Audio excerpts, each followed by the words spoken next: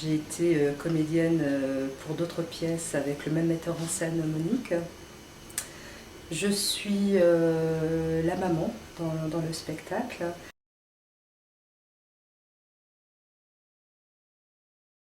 J'ai rencontré Wiza par l'intermédiaire de Monique sur elle, le metteur en scène, qui m'a proposé ce projet de film au départ, qui devait être un film, et puis finalement ce projet de film est devenu une pièce de théâtre qu'on a filmée. Et voilà, je suis la maman. Avec Monique et avec Wiza, on a fait d'abord un travail sur le texte pour se donner des dialogues et faire vivre chaque personnage au travers de cette histoire familiale. Ce qui a été troublant pour moi dans cette histoire et dans ce projet, c'est la résonance qu'a ce texte par rapport à mes origines. Je suis également fille de parents kabyles.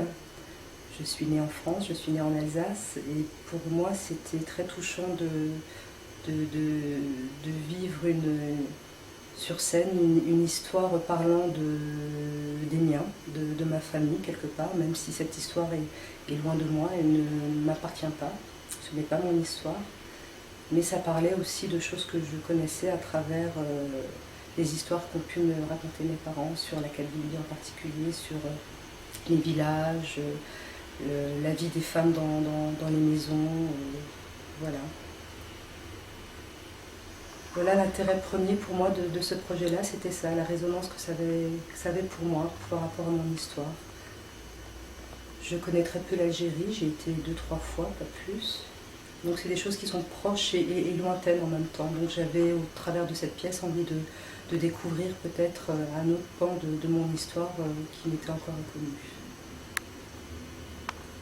Le rôle de la mère n'a pas été facile à jouer, c'est le cas de le dire. Ça a été même assez douloureux à certains moments. Faire ressortir des émotions aussi fortes, aussi violentes et pas faciles. Mais ça a été un beau pari parce qu'on a dépassé nos craintes et nos angoisses personnelles pour arriver à ce projet que vous avez pu voir au travers du film. Il a été pour moi aussi, ce projet, un aboutissement par rapport à une page de mon histoire personnelle. La famille, ça a une place très très importante pour moi. Mes parents sont toujours là, ils sont toujours à mes côtés. J'ai une histoire familiale pas singulière, mais je suis née en France, comme je le disais, j'ai vécu 20 ans en Alsace. C'est la double culture qui m'a beaucoup intéressée. C'est retrouver un peu des miens dans ce spectacle. Je ne suis pas une jeune femme très active dans les coutumes et dans l'histoire berbère ou algérienne, mais je sens que ça fait écho en moi, que je le veuille ou non d'ailleurs. C'est des choses qui me sont très, très profondes et pour lesquelles je suis très attachée. Et même si je n'écoute pas de la musique kabyle ou de la musique arabe, c'est des choses qui me parlent en tout cas, qui me touchent énormément.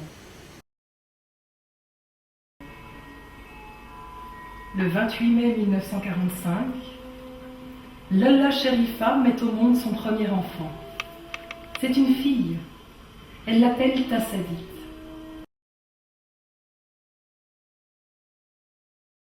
Allez sur ça. Hein?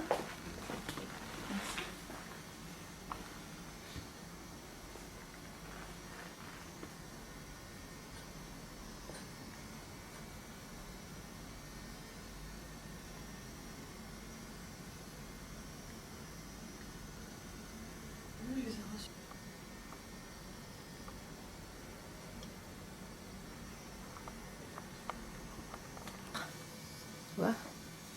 Tu vas comment? Tu vas pas comment mettre? Moi je m'appelle Émilie, je suis chanteuse et musicienne. En fait je travaille aussi, je fais du son en fait avec mon ordinateur, je compose des musiques et je crée des ambiances sonores. Voilà, je sais pas J'étais encore surprise parce qu'en fait, il y avait toutes les générations dans la salle. Oui, c'est universel en fait comme histoire. Après, il y a sûrement la culture qui fait quoi, la culture kabyle. Mais après, je pense que c'est une histoire universelle. C'est l'histoire d'une petite fille, de ce qu'elle ressent, de ce qu'elle vit intérieurement. Je crois que chaque petite fille a vécu ça. Différemment, parce qu'on a tous des histoires différentes, mais je trouve qu'il y a vraiment quelque chose, il y a un cocon comme ça. Ce spectacle, c'est un cocon en fait, quoi. Oui, il y a un côté un peu conte aussi. C'est le côté de l'enfant, encore une fois. Ça. Par rapport à tout ça, toute cette expérience, est-ce que tu as envie de dire quelque chose? Oui, moi j'ai envie de dire, moi ce qui m'a intéressé, ce qui m'a plu dans cette aventure, en fait peut-être curieusement, c'est pas du tout ça qui m'intéressait le plus. C'était la culture kabyle en fait. C'était que ça se passe là-bas, que par rapport à moi, mon travail, ça m'intéressait d'aller rechercher une musique traditionnelle, et justement peut-être faire le lien avec aujourd'hui en faisant des boucles à partir de là, en créant des sons, en les triturant un peu comme je fais pour créer un univers qui est à la fois réel, ancré dans cette culture kabyle et en même temps complètement fantasmagorique. Parce que toutes ces petites clochettes que j'ai faites, toutes ces petites choses, pour moi c'est vraiment l'univers de l'enfant qui est dans le réel et en même temps qui est vachement dans ses rêves, dans ses pensées, dans son univers. Moi, c'est ça qui m'intéressait. Et puis vraiment d'aller, du coup, ça m'a permis d'écouter des disques de musique traditionnelle, découvrir des chanteuses, tout ça. Enfin, ça m'a beaucoup plu, quoi. Plus ça, en fait, que le thème de fond. Donc, on dirait que c'est le côté technique qui t'a intéressé aussi.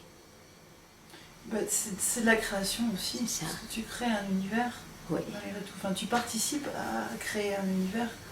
Entre l'image et le son, ça se complète et voilà, c'est ça le théâtre aussi. Pour moi, c'est ça qui m'intéresse évidemment. Après, le côté technique, c'est pas forcément d'appuyer sur des boutons qui me plaît, mais c'est plus raconter quelque chose. Ouais, c'est ça, c'est créer un univers, vraiment. Et puis il y avait aussi, je pense, dans ma démarche au tout début, c'était d'essayer d'adoucir un peu le propos. C'était vraiment de le rendre enfantin, de le rendre un peu, pas ludique, parce que c'est pas le mot, mais plus léger peut-être. Tout à fait. Ça, j'ai un peu essayé de travailler dans ce sens-là. Tout à fait. Et j'ai l'impression que ça a pas mal marché, parce que c'est les échos qu'on a eus, c'était ça. Enfin, tout à fait. Les gens n'ont pas trouvé ça dur. Ça c'est bien, parce que c'est vrai que les premières lectures, c'est dur. On s'est dit, ouf. Je me suis retrouvé donc en tant que spectateur sur cette pièce, dans le sens où Émilie, donc, qui est la personne qui a travaillé la bande-son, et mon ami, donc j'étais assez intéressé de voir sa bande-son en situation, puisque pendant toute la création de sa bande-son, une partie de la création de sa bande-son, j'ai entendu quelques bribes de musique de fond d'ambiance sonore. Et j'ai vu donc le résultat sur scène, ça m'a beaucoup plu. Voilà comment j'ai été amené à la pièce. En fait, je voulais juste savoir si tu veux. Tu as vu la pièce, je crois, un soir, c'est ça? J'ai vu la pièce, oui. Je voulais juste savoir comment tu l'as ressenti, cette histoire, toute la pièce, la musique, enfin bon. C'était une ambiance particulière dans le sens où on avait l'impression d'être directement, de se déplacer donc dans le pays en question, de vivre, d'être en intimité justement avec les acteurs, ce qui se passait sur scène. On n'avait pas besoin justement d'un grand décor pour vraiment tout de suite se retrouver, ressentir donc, les essences de ce que voulait faire passer justement cette histoire. Par contre, dans tout le déroulement de la pièce, ce que j'ai ressenti personnellement, c'est une grande absence du père dans toute cette histoire justement qui était vécue par sa femme pendant l'absence de sa fille, enfin de sa première fille. Voilà, c'est un petit peu ce que j'en ai tiré de cette pièce en fait. Voilà. Et tu en avais entendu parler auparavant de cette problématique ou non, c'était la première fois que tu vois cette histoire-là de donner le prénom de quelqu'un qui meurt à quelqu'un Non, d'autre? jamais. C'est la première fois que je rencontrais ce cas de figure, enfin, non, à travers la pièce. Disons que... non, voilà, c'est un cas de figure que je n'ai jamais rencontré. Disons que les gens, je pense, n'osent pas. Hein. Je pense que personnellement, j'ai eu une histoire similaire. Je n'oserais pas le faire. Ça... voilà, je ne sais pas comment expliquer ça.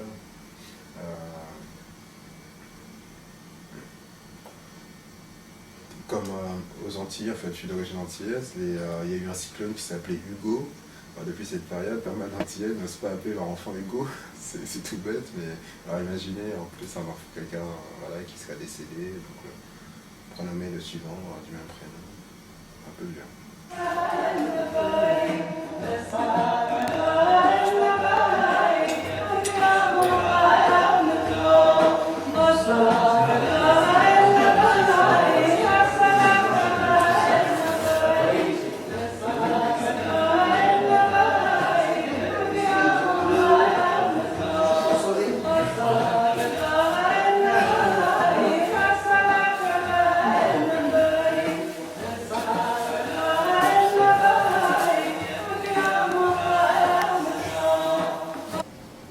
Ouais, c'est un sujet qui touche tout le monde. Moi, ça me touche parce que ma soeur, elle a vécu ça. Donc je peux pas dire que je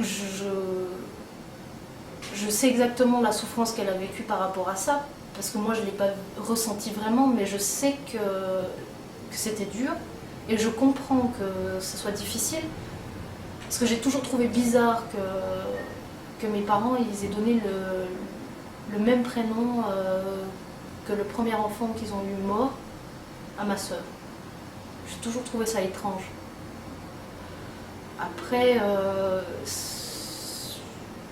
je me suis rendu compte, en fait, grâce à ce texte, que ça pouvait vraiment être perturbant à ce point-là, en fait. C'est vrai que l'histoire de la petite fille parfaite, de la petite fille qui, voilà, le sourire d'ange, le petit ange et tout ça, c'est l'image que j'ai de ma sœur toute petite, enfin jusqu'à ce qu'elle soit dépressive. C'est l'image qu'elle a donnée toute sa vie en fait. La fille parfaite, l'adolescente parfaite, la femme parfaite. Voilà.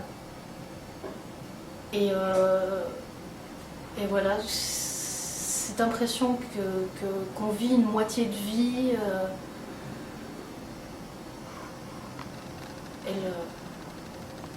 et donc oui, ça m'a extrêmement touchée et ça m'a poussée à parler avec ma soeur, à lui demander des choses par rapport à ça.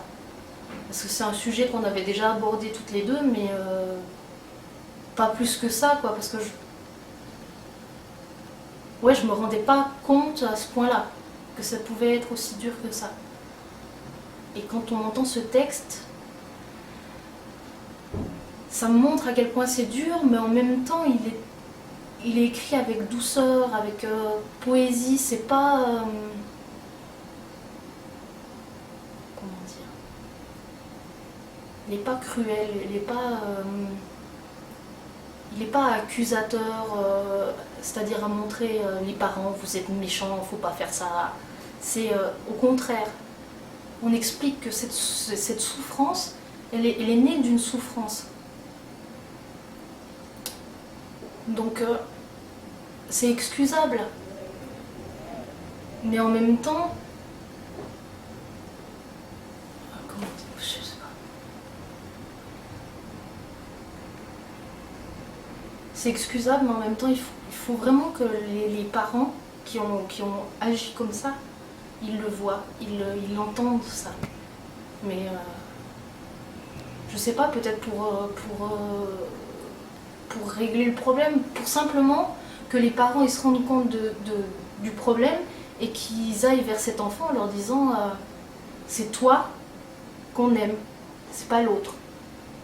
Enfin, si l'autre, on l'aime aussi, mais toi, on t'aime en tant que toi. Et s'il faut changer de prénom, il faut changer de prénom. S'il faut passer par j'en sais, une thérapie familiale, je sais pas. Moi, je pense qu'il faut en parler surtout. Et je pense qu'il n'y a rien de mieux que ce texte pour amener les gens à en parler, parce que justement, il est doux, il est tendre. Je pense qu'il est plein d'amour. Et je pense que les parents qui ont fait l'erreur enfin, cette erreur-là, s'ils voient ce texte, cette pièce, ou s'ils lisent le texte, ils vont bien le prendre, en fait. Ils vont pas prendre ça comme justement une accusation. Peut-être qu'ils vont comprendre en douceur que ce qu'ils ont fait, c'était une erreur. Et ça peut amener le dialogue. C'est vraiment... Voilà. Étant donné que moi, qui suis juste la sœur, ça m'a amené à parler, je pense que c'est logique que les parents, ça les amène aussi à parler. Et puis ça aidera peut-être aussi les gens qui ont vécu ça à en parler. Parce que c'est vrai que peut-être c'est plus facile pour moi parce que je ne l'ai pas vécu directement.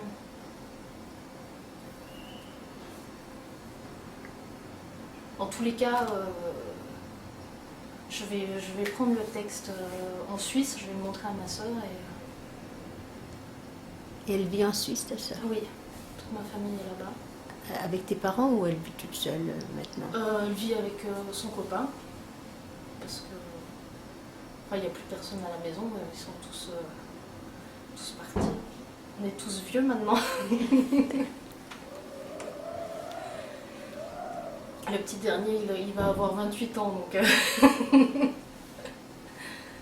bon, il m'a quitté le nid. Non, mais sinon je te fais un peu de café, hein. C'est pas compliqué de faire du café. Et maintenant, je croyais que j'avais un petit sachet, mais je ne l'ai pas. Mais je te fais du café. Ah, voilà. On va faire.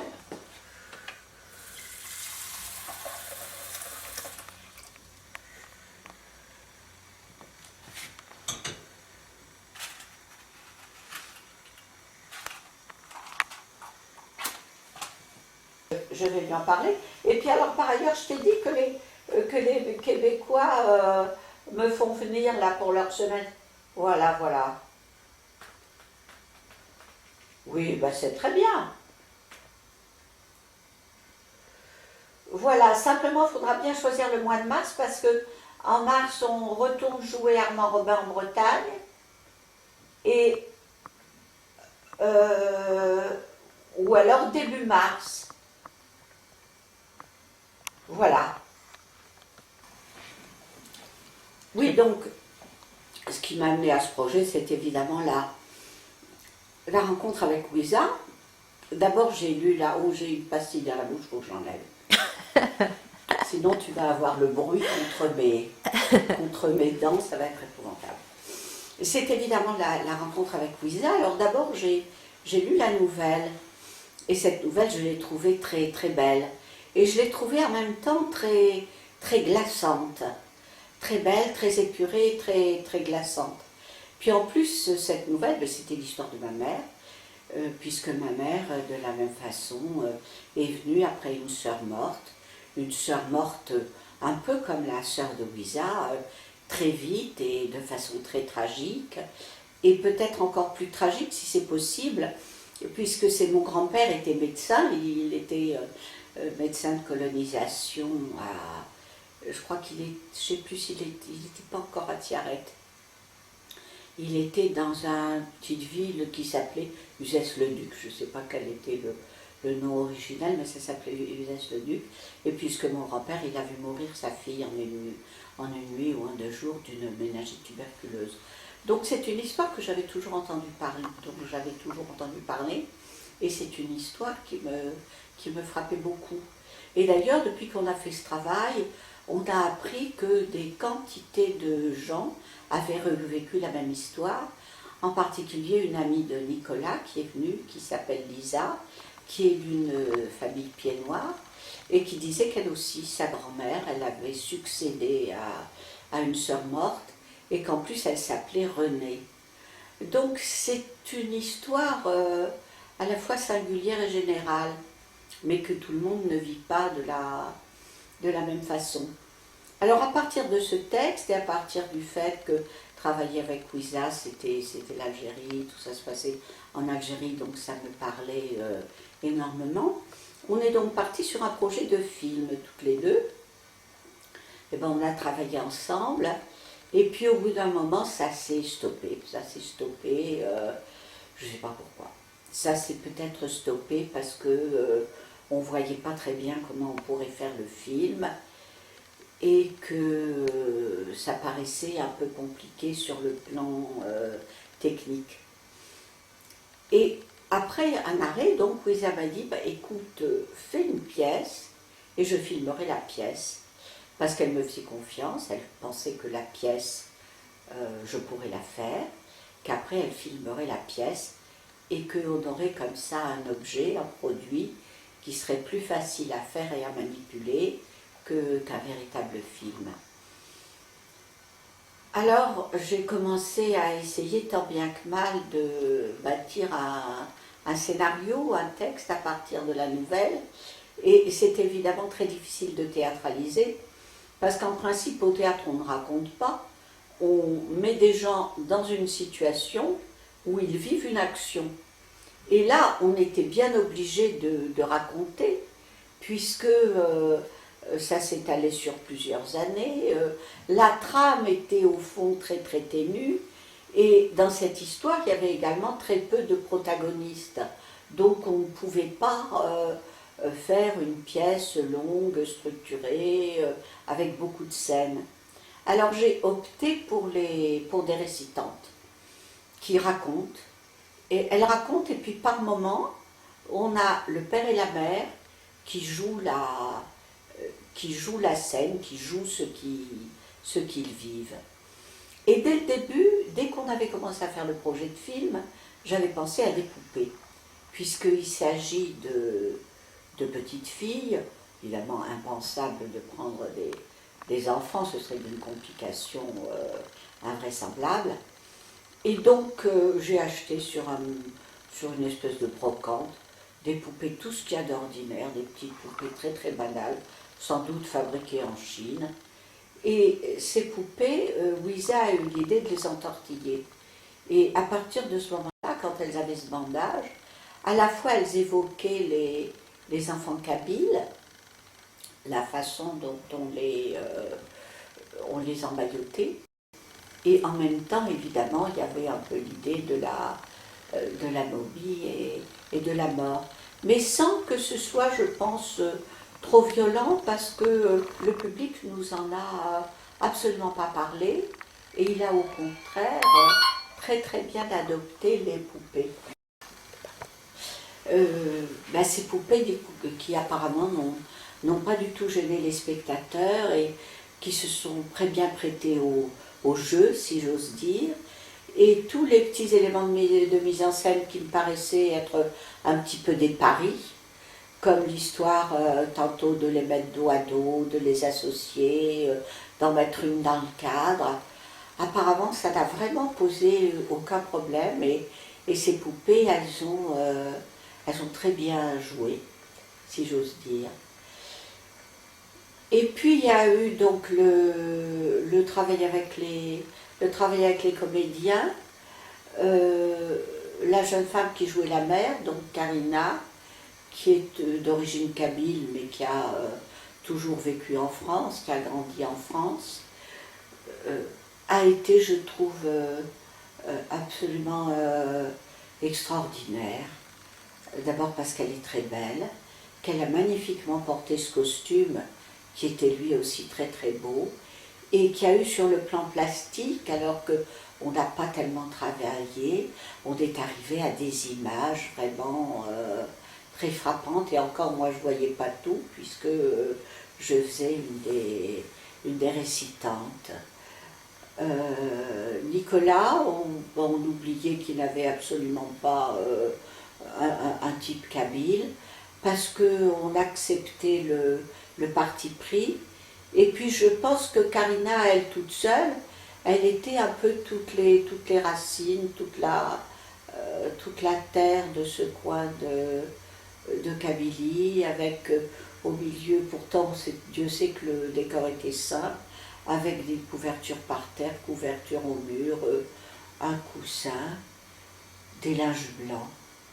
Et il me semble que dans cette très grande sobriété, qui n'était pas mièvre quand même, hein, qui n'était pas cucu, mais je pense que ça a fonctionné. Et je pense qu'on a été aussi très très aidé par la musique d'Émilie. Je pense qu'Émilie est rentrée, j'ai même été étonnée de voir avec quelle facilité elle entrait dans le propos, alors que d'habitude elle travaille sur du latino, du jazz latino, pas du tout le genre de musique qu'elle pratiquait. Et elle est rentrée dans le propos et je pense qu'elle nous a beaucoup soutenus et beaucoup aidés, qu'elle a beaucoup aidé les comédiens avec cette musique.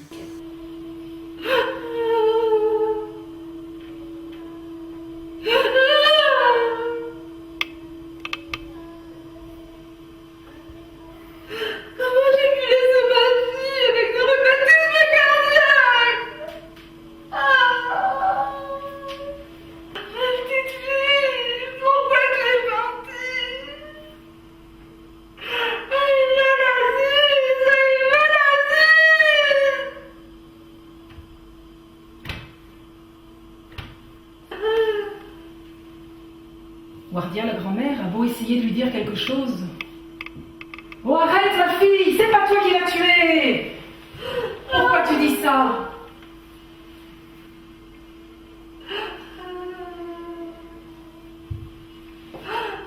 C'est pas la peine de dire ça. Ça sert à rien.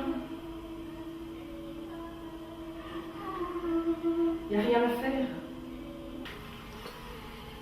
Avec cette inscription sur le registre de l'état civil communal, je deviens officiellement Tassaret. C'est écrit noir sur blanc. J'ai droit à un régime très spécial. Et toi, je ne veux pas qu'on te voit dans cet état-là. Chez moi, tout doit être parfait. Alors moi, je suis Jacques Surel, je suis le mari de Monique. Et c'est à ce titre que j'ai assisté au spectacle l'autre jour. Alors j'ai été très très content. D'abord j'ai trouvé que le texte était très beau, était très superbe, que c'était très bien présenté, très bien mis en scène, et les acteurs étaient bons. Je trouvais que Karina était vraiment superbe. La seule chose, mais ça c'est probablement parce que je suis en train de devenir sourd, j'ai trouvé que Monique et Petroni ne parlaient pas assez fort. Et comme j'étais le seul à le dire, j'étais probablement, c'est vraiment mon audition qui est en cause. Mais la vision était parfaite, enfin j'ai vraiment beaucoup aimé le spectacle, beaucoup aimé le texte, beaucoup aimé tous les épisodes, si tu veux, du spectacle. Bon, je ne peux pas en dire davantage, je crois que là ça suffit. Enfin, une excellente impression à ce qui me concerne, en tout cas. D'accord.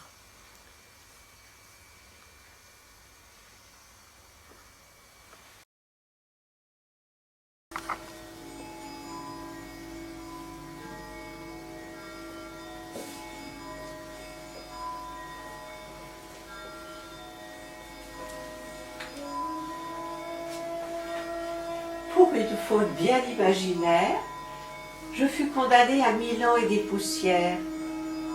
Pour ne pas mourir, j'ai imité Scheherazade. À chaque respiration, je promettais que ce serait la dernière.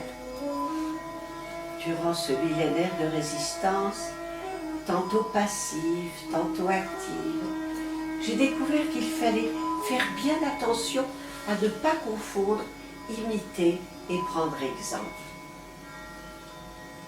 Quand on imite, on apprend à ses dépens que quoi qu'on fasse, l'original est toujours meilleur que la copie. Et si par hasard, la copie s'avérait aussi originale que l'original, il est salutaire de ne pas perdre de vue le fait qu'une copie reste une copie. Pour survivre à la sentence de mort prononcée par Schahriar, Scheherazade lui racontait des histoires. Tout au long des siècles, pour échapper aux flammes de toutes sortes d'inquisitions, beaucoup de femmes ont pris exemple sur elle. Elle racontait des histoires. Moi, pour mon malheur, je n'avais aucun talent pour m'en laisser compter. Et par voie de conséquence, j'étais incapable du moindre mensonge salvateur. Le seul moyen que j'ai trouvé, c'est de faire la morte. Grâce à cette méthode, pas très élaborée, mais à coup sûr efficace, j'ai mené une carrière de morte vivante pendant 1000 ans et des poussières.